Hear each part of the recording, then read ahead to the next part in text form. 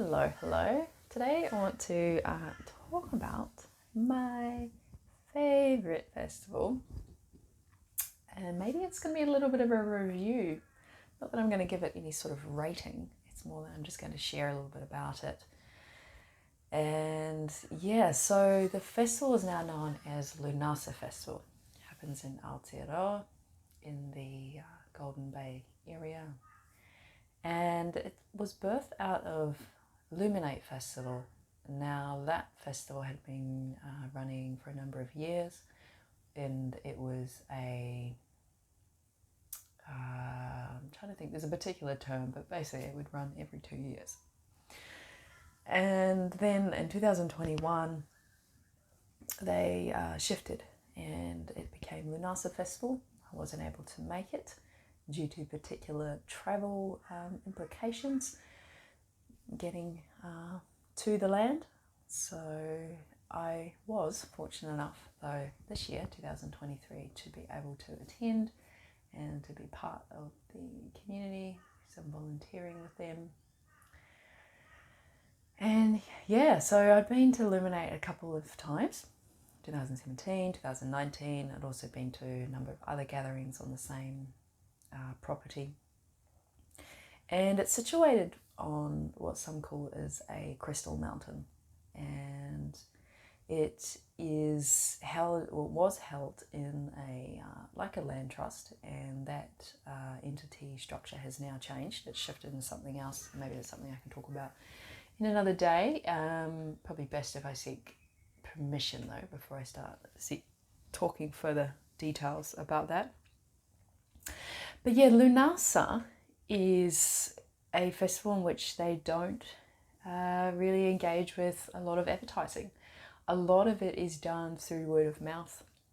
They have it set up kind of like a membership in which you would pay, you would contribute a fee, you would have a contribution, and then you would be welcome to join the gatherings. So I'm not going to go too much details about that and the reasons as to why it's set up like that. That maybe could be a vlog for another day.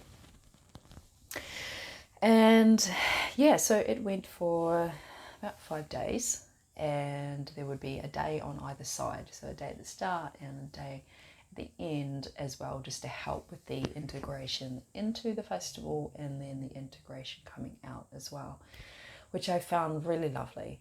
5 days was a really beautiful amount of time, to engage in with workshops and music and community and connection, and, to have that day just to sort of get grounded into the land, set up your camp, come back to your center, find your bearings, and then also again at the end, once it's all completed, in the sense of, what's being offered with the workshops and the music, having that day to then go, okay, now I'm going to, pack up my camp and I'm going to move on.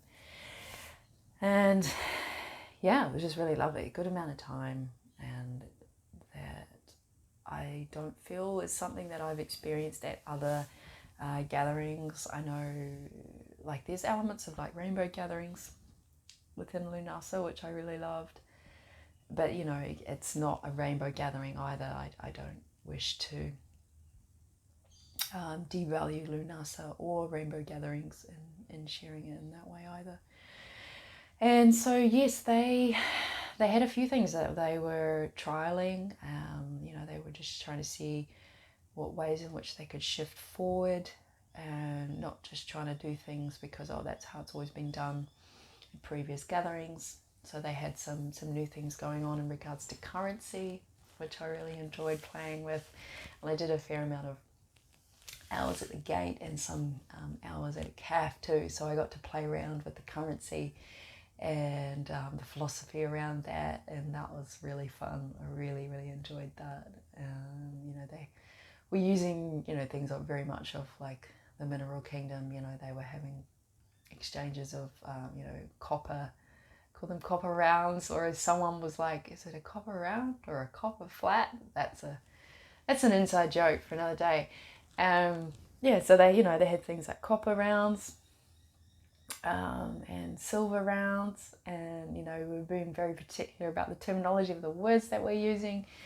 Because, once you get into the whole wordology, word etymology of our words, it's really interesting what you can uncover.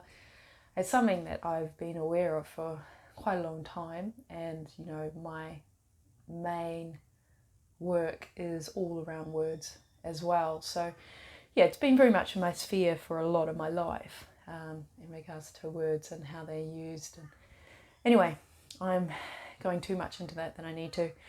And also they had some changes in regards to like their volunteering. It was, depending on whether you were more of doing a lot of hours of volunteering, and you were getting a meal, or you're working kind of thing, but the sort of first level, if I could describe it in that way, you would be doing sort of 4 hours every day, and it's every day that you were there. So that was really nice too. So those that maybe they could only attend for 3 or 4 days, they would be doing, 4 hours for every day that they were sort of there. And then those that were there longer, I was sort of like, I wanted 1 of 2 days where I don't have to do volunteering. So I did do a couple of double shifts, and yeah, and that was, just really flexible. It worked in really well. They had, sort of less zones than the Luminate festivals, and of course, like the number of participants and volunteers and things like that was much smaller. Same in regards to the artists and the facilitators.